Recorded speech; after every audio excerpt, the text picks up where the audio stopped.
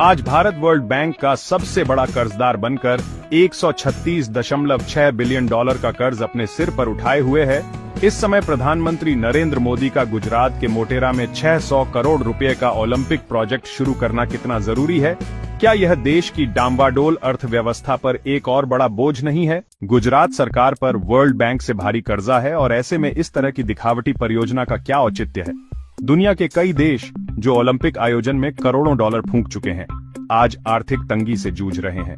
Greece का उदाहरण हमारे सामने है, जो 2004 के ओलंपिक के बाद भारी आर्थिक संकट में फंस गया है। यदि भारत के नक्शे में गुजरात पर नजर डालें, तो गुजरात एक किनारे में पड़ जाता है, जो कि पब्लिक के आने जाने के लिए भी अनुकूल नहीं है।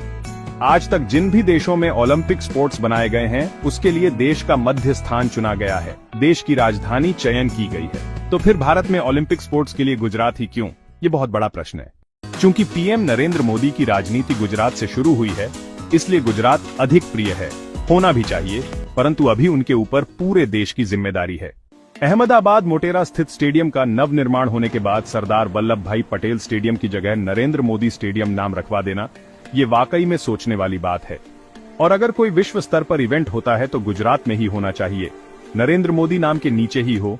पीएम मोदी जी की यह सोच कितनी उचित है। सिर्फ इतना ही नहीं, इस प्रोजेक्ट के लिए सरकार 50 साल पुराने संत श्री आशाराम जी आश्रम समेत मोटेरा क्षेत्र के 3 प्राचीन आश्रमों को हटाने की तैयारी कर रही है, जहां पूरी दुनिया आज मेडिटेशन, माइंडफुलनेस और आध्यात्मिक पर्यटन को बढ़ावा दे रही है, जहां से समाज उत्थान की कई मुहिम चलाई जा रही है, वहीं हमारे पीएम मोदी जी को सिर्फ भव्य इवेंट्स बनाने में ही दिलचस्पी है। मोटेरा स्थित संत श्री आशाराम जी आश्रम देश विदेश में फैले हुए करोड़ों भक्तों की आस्था का केंद्र है। करोड़ों लोगों की आस्था की बलि चढ़ाकर ओलंपिक खेल का मैदान बनाना कितना उचित है। एक बार कांग्रेस पार्टी के अध्यक्ष राहुल गांधी ने कहा था कि हमारी सरकार आएगी तो ऐसी मशीन लाएंगे जिसमें एक तरफ से आलू डालेंगे तो दूसरी तरफ से सोना निकलेगा। इस बयान के बाद उनका पप्पू पड़ा गया और यह नाम भी उन्हें संत श्री आशाराम जी बापू ने ही दिया था। क्या पप्पू की मशीन की तरह ही मोदी जी का ओलंपिक तमाशा है, नहीं है?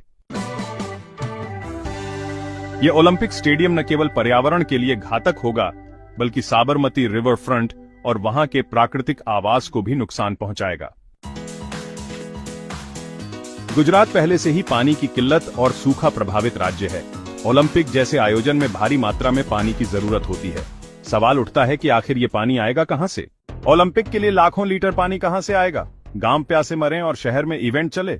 मोदी सरकार का जन भावनाओं का अनादर करने का पुराना इतिहास है। नरेंद्र मोदी ने काशी में अपने तथाकथित काशी विश्वनाथ कॉरिडोर के लिए 300 से ज्यादा मंदिर तुड़वा दिए और वाराणसी की ऐतिहासिक और आध्यात्मिक सुंदरता को बर्बाद कर दिया। मोदी सरकार का तरीका यही रहा है, महाकुंभ और ऐसे मेगा इवेंट्स कराकर लोगों का ध्यान असली मुद्दों से भटकाना। और अब मोटेरा ओलंपिक प्रोजेक्ट उसी रणनीति का अगला कदम है। यह प्रोजेक्ट न तो आर्थिक रूप से व्यावहारिक है, न सामाजिक रूप से स्वीकार्य और न ही पर्यावरण के लिहाज से सुरक्षित। देखिए, हर जिम्मेदार और संवेदनशील नागरिक को इसका विरोध करना चाहिए। विकास जरूरी है, लेकिन वह सार्थक, टिकाऊ और जनता की जरूरतों के अनुरूप होना चाहिए, न कि किसी नेता की भव्यता की भूख का शिकार। आज देश की जनता सवाल उठा रही है, विरोध कर रही है।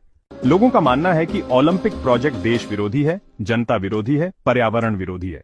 जनता पूछ रही है, मोदी जी, देश पहले या आपका इवेंट? नमस्कार, अब लेते हैं इजाजत। ऐसी खबरों के लिए हमारे चैनल से जुड़े रहिए। पहले देश और देश की संस्कृति, फिर हम और हमारे स्वप्न। जय हिंद, जय भारत।